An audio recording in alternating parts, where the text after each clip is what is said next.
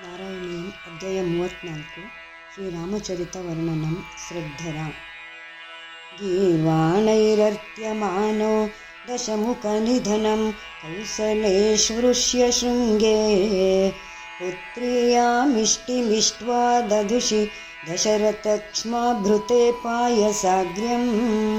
ತದ್ಭುಕ್ತ್ಯಾ ತತ್ಪುರಂದ್ರೀಷ್ವಪಿ ತಿಸೃಷು ಸಮಂ ಜಾತಗರ್ಭಾಸು ಜಾತೋ ರಾಮಸ್ತ್ವಂ ಲಕ್ಷ್ಮಣೇನ ಸ್ವಯಮಥ ಭರತೇನಾಪಿ ಶತ್ರುಘ್ನನಾಮ್ನಾ ವಾಯುವಾಹನಾಯ ನಮಃ ಕೋದಂಡೀ ಕೌಶಿಕಸ್ಯ ಕ್ರತುವರಮಭಿತುಂ ಲಕ್ಷ್ಮಣೇನಾನುಯಾತೋ ಯಾತೋ ಭೂಸ್ತಾತ ವಾಚಾ ಮುನಿಕಥಿತಮನುದ್ವಂದ್ವ ಶಾಂತಾದ್ವಕೇದಃ ನೃಣಾಂ ತ್ರಾಣಾಯ ಬಾಣೈರ್ಮುನಿವಚನಬಲಾತ್ ತಾಟಕಾಂ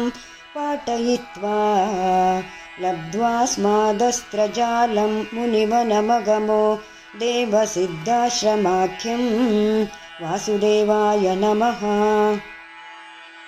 ಮಾರೀಚಂ ದ್ರಾವಯಿತ್ವಾ ಮಖಶಿರಸಿ ಶರೈರನ್ಯರಕ್ಷಾಂಸಿ ನಿಘ್ನನ್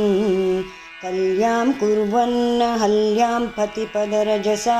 ಪ್ರಾಪ್ಯ ವೈದೇಹಗೇಹಂ ವಿಂದಾನಶ್ಚಾಂದ್ರಚೂಡಂ ಧನುರವನಿಸುತಾ ಇಂದಿರಾಮೇವ ಲಬ್ಧ್ವಾ ರಾಜ್ಯಂ ಪ್ರಾತಿಷ್ಠತಾಸ್ತ್ವಂ ತ್ರಿಭಿರಪಿ ಚ ಸಮಂ ಭ್ರಾತೃವೀರೈಃ ಸದಾರೈಃ ಬೃಹದ್ಭಾನವೇ ನಮಃ ಆರುಂಧಾನೇರುಷಾಂಧೇ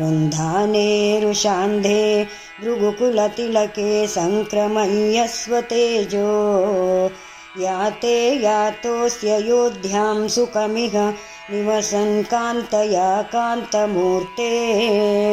ಶತ್ರುಘ್ನೇನೈಕದಾಥೋ ಗತವತಿ ಭರತೆ ಮಾತುಲಸ್ಯಾಧಿವಾಸಂ ತಾತಾರಬ್ಧೋಭಿಷೇಕಸ್ತವ ಕಿಲ ವಿಹತ ಕೇಕಯಾಧೀಶಪುತ್ರ್ಯಾ ಆದಿದೇವಾಯ ನಮಃ ತಾತೋಕ್ತ್ಯಾ ಯಾತು ಕಾಮೋ ವನಮನುಜವಧೂ ಸಂಯುತಶ್ಚಾಪಧಾರಃ ಪೌರಾನಾರುಧ್ಯ ಮಾರ್ಗೇ ಗುಹನಿಲಯಗತಸ್ತ್ವಂ ಜಟಾಚೀರಧಾರಿ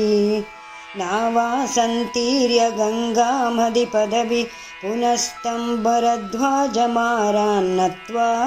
ತದ್ವಾಕ್ಯಹೇತೋರತಿಸುಖಮವಸಶ್ಚಿತ್ರಕೂಟೇ ಗಿರೀಂದ್ರೇ ಪುರಂದರಾಯ ನಮಃ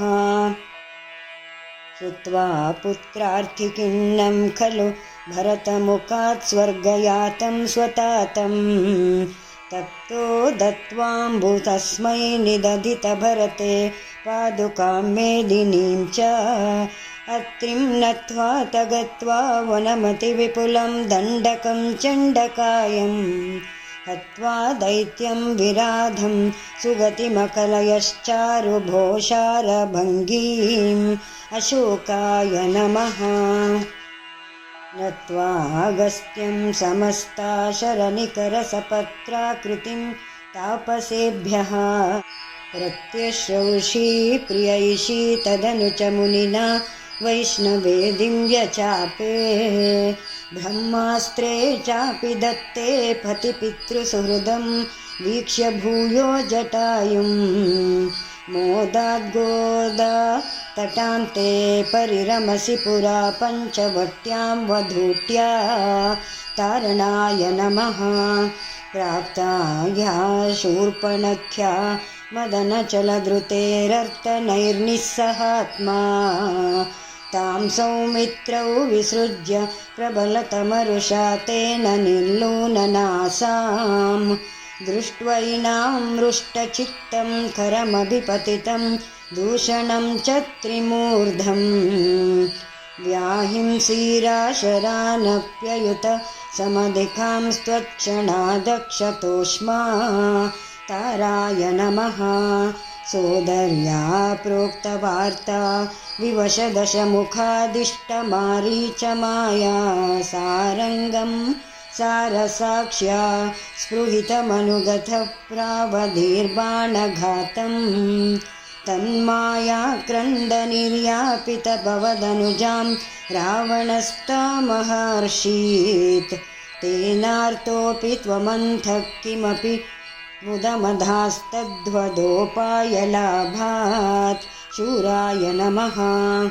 भूयस्तन्वीं विचिन्वन्नहृत दशमुखस्त्वद्वधूमध्वधेने तुत्वा याते जटायौ दिवमतसुहृद प्रातनो प्रेतकार्यं गृह्णानं तं कबन्धं जघनित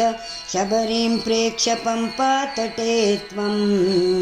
सम्प्राप्तो वातसूनुं वृषमुदितमनः पायि वातालयेश शौरये नमः इति 34 समाप्तं। नारायण नारायण नारायण नारायण नारायण नारायण नारायण नारायण नारायण नारायण नारायण नारायण।